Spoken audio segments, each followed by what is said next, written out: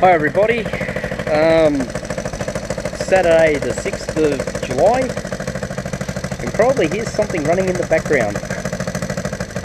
It's running.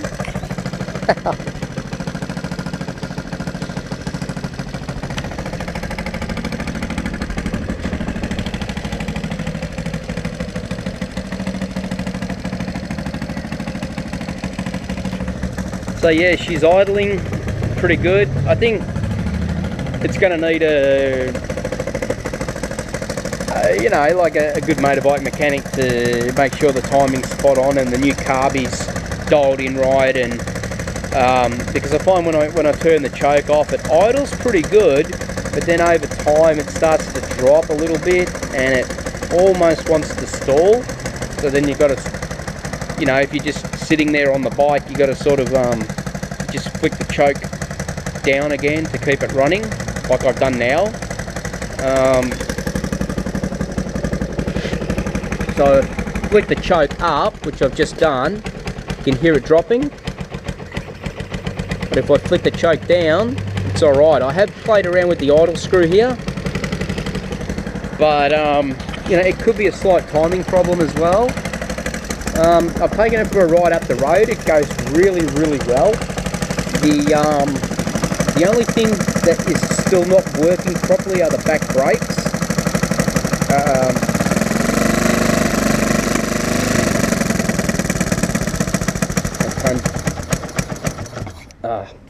There we go. So I tried to play around with the idle screw there and didn't have much success. So let me see if I should be able to kickstart it. It's warm now, so just let me put this camera down. Just adjust this this thing here. So let's see how we go.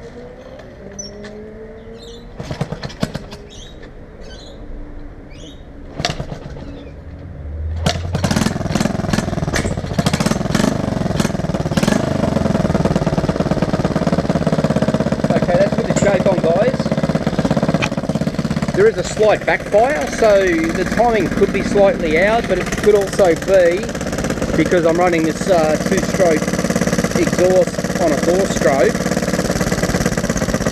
and the back pressure could be a slight back pressure issue.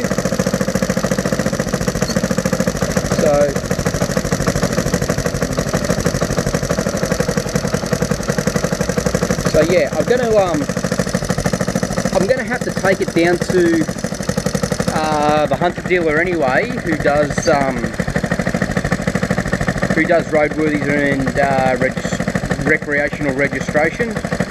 So because I need to get recreational registration on both the bikes, so I'm going to let him have a little bit of a play around with it when I get it down there, and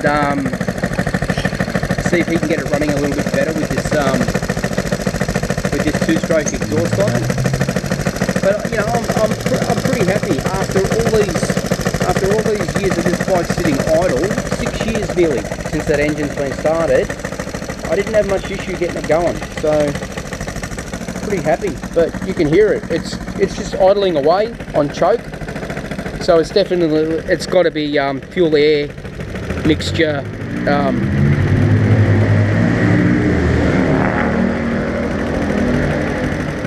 The racetrack. It's got to be air fuel related. I don't think it's so much the timing. Like it's ticking away pretty good. So yeah, back suspension feels so nice on it compared to what it used to be with these XR100 shocks on it. Very, very nice. I'm still looking at getting the springs for these shocks, these new springs. Having a little bit of trouble with the seller in the US who's got these RM shocks. He's being a real arsehole. I asked him for measurements, I asked him for a length, and I asked him for a spring diameter. He gave me the length, which was 140 mil. Never got back to me on the diameter, so I sent him another email, another email, another email, and then he finally turns around and says, I can't deal with this. And I got no idea what he can't deal with. He actually had a tape measure out to measure the shock in the first place to give me the measurement of 140 mil, and then tells me he can't deal with this. So I said, fuck this, you know, there's a seller's code of conduct on eBay. You know, if you advertise a product and you get a customer that's interested in it, you have to answer their questions. Otherwise you remove the product from you remove the listing and you just don't sell on eBay. So anyway, I've spoken to eBay and they've sent a message to him asking him what his reasons are for not answering my questions and for not wanting to deal with me anymore, saying I've got a perfect eBay rating. And yeah, it's if those springs fit, if they're the right diameter and they'll go inside my tubes, I want them because they're a bloody good price, and I'm not going to be able to get a set of YZ ones for that price. So this guy's being an arsehole. Like, the sale could have been done and dusted by now. The money would have been in his account and they'd be on their way from the States to Australia. And so I don't know what his problem is. All he's got to do is measure across the top of the spring and tell me what the fucking diameter is. So now he's turned it into a big fiasco. So yeah, not much else to tell you guys. I've just gone around the bike today and tightened up everything, and you know, just folded over split pins, and I installed new fuel lines. The other fuel lines were very, very rubbery, very soft. I think they were more like vacuum lines, to be honest, but I've gone and put proper fuel line on it now. I'm actually still waiting for the hose clamps, which were supposed to turn up yesterday. Put a new filter on it as well. I got rid of the other one. Well, truth be told, I actually snapped the end off it. So I was lucky I had this as a spare. So I'm still waiting on the hose clamps to turn up. I could only order a pack of 20, and it only cost me about $6. So I'm waiting on that. So I've got 1, 2, 3, 4, 5, 6, 7 hose clamps to go on there. And I'll have a few spares. You can sort of hear that backfire through the exhaust. So we'll get that sorted though. But yeah, I've got a couple of little touch-ups here. You can see I've scratched the frame there. So I'm going to go around the bike and touch up a few things there. On the front of the frame here, I've scratched it. When I was trying to stuff around with the return spring here for the pedal, I've actually gone from underneath now. Whether that's a good location for it, I don't know. But I tried to drill through here and snap the drill bit in there. I punched it out, but I've scratched up all the pedal again, so that all needs to be repainted. And I accidentally scratched the swing arm. So yeah, a couple of little touch-ups.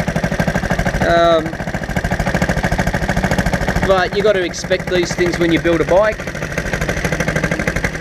That motor's nice and warm now.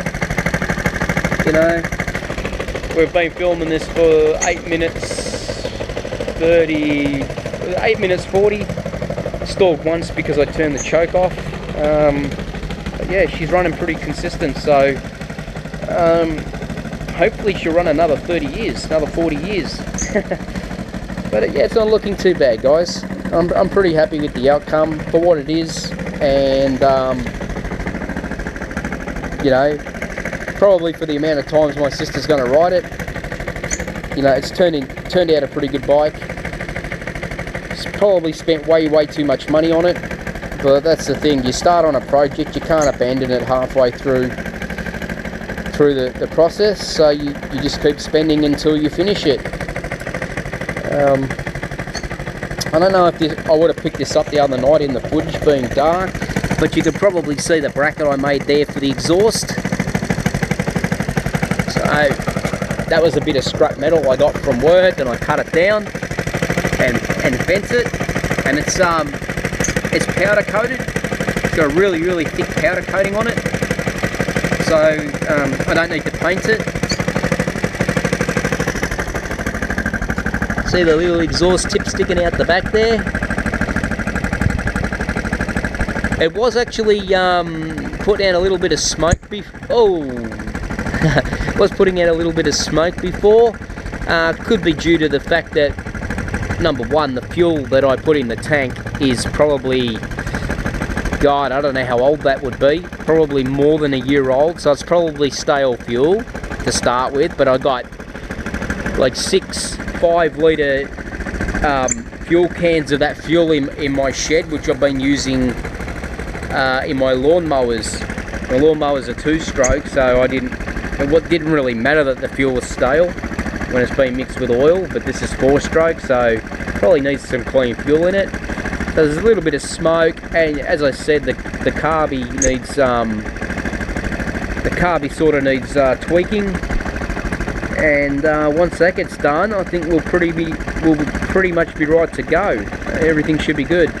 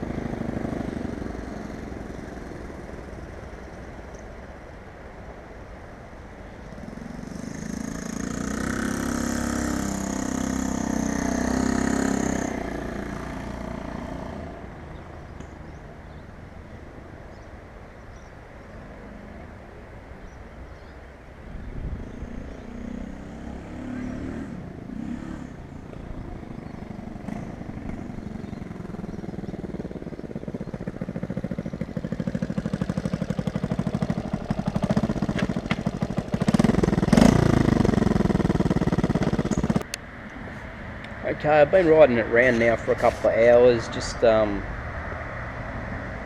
tweaking things. Just when I think I got it right, I haven't quite got it right. So getting the forks and front wheel and handlebars aligned was a major drama. I must have loosened them off about a dozen times before I was happy with the results. So all I did is I just chose this line here in the concrete. I made sure that the middle of the knobbies were on that line, and same with the center one here, that it ran right in the middle of that line, and then used that as my reference point, and finally got it all lined up, which was good. Discovered that the handlebar clamps were loose, so that was a good thing that I was playing with the forks and everything and discovered they were loose. What else did I discover today on the bike? Well, I know the back brakes don't work. Well, they do work, but not. There's a ratio problem here with the pedal and the cam arm, so I've got to have a talk to somebody about that and see what I'm doing wrong, because according to my calculations that should work. What else did we discover? I adjusted the front handbrake up a little bit.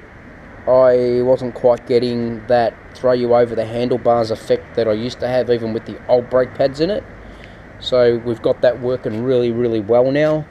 I think I pointed this out before. All new fuel lines, just waiting for the clamps. Got that little oil leak around there, so I'm going to put, it's only around that rubber grommet, so I'm going to put just put a bit of silicone around that. Don't know why it's leaking. It's never leaked in the past, and it's soft. It's not like it's dried out. It's just, I don't know, it's weird. One other thing I've got to do is the drain plug for the engine oil.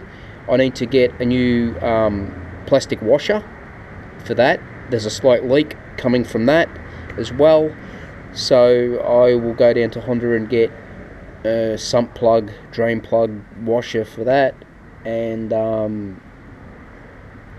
think that's about all I need. I need to clean up this cable a little bit. Looks like I've got a little bit of red residue left over from the old days, from the old paintwork that was on the bike. So I'm just going to give this a little bit of a going over with a just a scourer pad, and then I'll just put some like Armor All or furniture polish or something on it. Still haven't got around to doing all the little touch-ups today. I figured don't do any touch-ups. Reason being, I'm probably going to ride it tomorrow.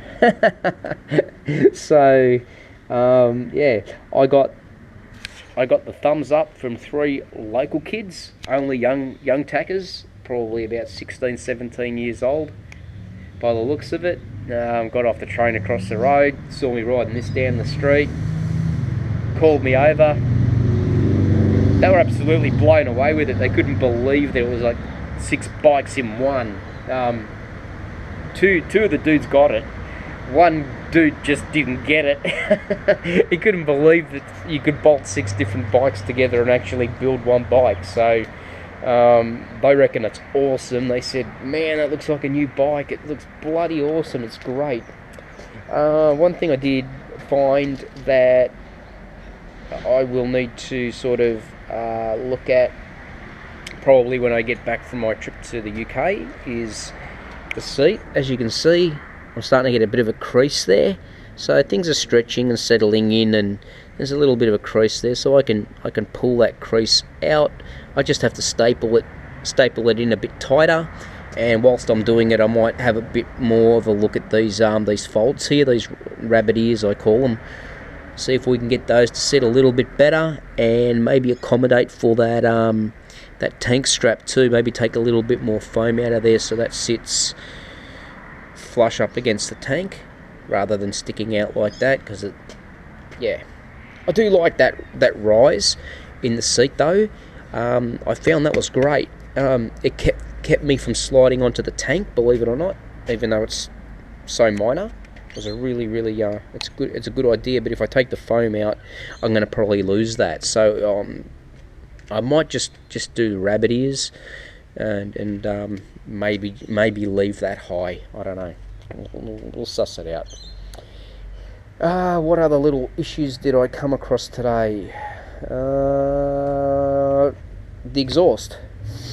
I hadn't tightened these bolts up enough, or I thought I did, but I didn't, and I was getting some exhaust noise from down along this area. Could have been from anywhere. Could have been from around here where it was welded, or here where it was welded, or from here. So there was 3 possibilities, and it turned out it was this, the flange. So whilst the engine was hot, I grabbed my 10mm spanner and tightened them up, and the noises completely disappeared. The only exhaust noise you hear now is from the actual tip, which is fantastic. Really happy with it. It seems to track okay down the road. I haven't got any wobbles in the rear end, although it's been a while since I've ridden knobbies on the road, so yeah, you do sort of get that lumpy, bumpy feel. Yeah, you don't have completely, I don't know, it's just different when you're used to riding a road bike with smooth tyres on it, and then you get on the bitumen with a knobby. It's yeah, it's a little twitchy, but all good. That 42.2 sprocket seems to be working excellent. I'm not going to change it. That is good enough for my sister. Yeah, supplying good takeoff speed, good top end speed. The only thing I've got to do is these little flaps. I've got to bend them over. I haven't done them yet, but I will get around to doing it. That's on my list, my little short list of things I need to get or do or whatever. But that's about it, guys. Everything else has gone really, really well today. I know there's bugger all to really go through on it, but it's amazing what you find when you do test ride these things, and you know, you look down on the handlebars and you see that the the crossbar pad's sitting off center, and you know then that you're that your forks aren't straight. So yeah, so I think I'm going to put a set of fork seals in it too. I don't know if I mentioned that before, because this is the second video I've done on the bike today. I can't remember. I will put some new fork seals in there, because I noticed this one's starting to sort of leak a little bit of oil out, but these are 30 years old. They've done bugger all work, but they've been sitting in a shed for 30 years. So probably, yeah, put a set of seals in it. This side's really good. It's clean as. This side's a little leaky, but there is a little bit of chrome off here. There's no pitting around the seal area, even up here. Like there's pitting up here, but the fork doesn't travel that far. So I'll put a new set of fork seals in it and change the oil at the same time. At least the oil's clean in there. That's getting squirted out. It's not black. It's not milky. So there's no water in there, and definitely know there's no water in there. What else? Yeah, so far no problems with the electrical system. That's all good.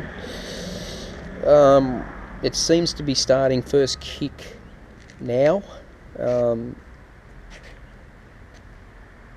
But yeah, she can be temperamental on startup, but once she's running, she just doesn't want to stop. It's a damn good engine. It's just, like I said, it's just tweaking, air and fuel, and probably timing, and that's it. Oh, the only other thing I did is I just bent this this clamp around. I just bent it at 90 degrees just to tuck it in a little bit closer to the engine, as it was sort of sticking out here, and it was sort of bending this pipe at right angles like that. So now it's just sort of a little straighter, and just runs out the bottom of the frame under the engine. So that's all good. So that's it, guys. Thank you. Thanks to you that have watched my vids. And as I said, there's probably one more video to come, and that'll just cover all the things I probably just mentioned. We'll get all that brake assembly all sorted. Try and work out why it's not working as it should.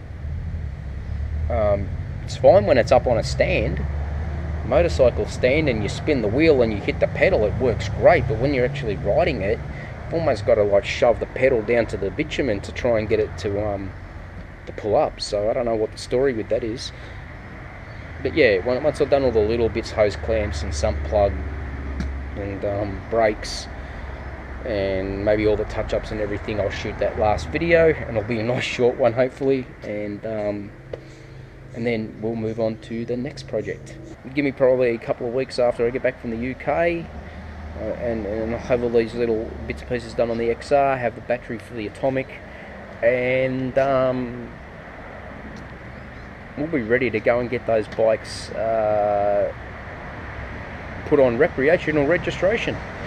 Got to do up my trailer, got all the paint for it, got the new LED lights, all the wiring kit, the new plug.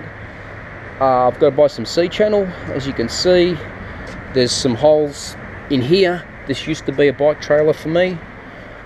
So I used to get 3 bikes in there. Don't know what ever happened to the C-channel, but I'll have to buy some more C-channel and bolt that in. And the beautiful thing is, this is a tilt trailer, but I also have a ramp from that little purchase I made a month ago when I picked up the XR back wheel and the motorbike stands. I got a ramp with it too. So yeah, we're going to paint up all this. It's probably a good thing I did squirt it in a bit of this green stuff when I did the sheds in the garage, because as you can see, the weather hasn't been too kind to it. It's a fairly old trailer though, but good solid one though. So yeah, I'll get all this painted up. It's a gunmetal grey that I bought. It's a metal shield, so it should come up absolutely beautiful. It'll sort of, it's darker than my SUV, than my Territory. My Territory's silver. It'll be a gunmetal grey, but it won't look all that out of place behind the Territory. And then we'll have the two bikes in the back. So yeah, this one might actually be the next project before we get onto the Studebaker. So stay tuned for this one, and I'll try and keep the series on this as short as possible because I've already done some work on it. I've already put the jockey wheel on it. I've already put some chain extensions on there. Just need to weld a plate on here, and as I said, paint it and rewire it, and we're ready to go. So yeah, alright guys, cheers.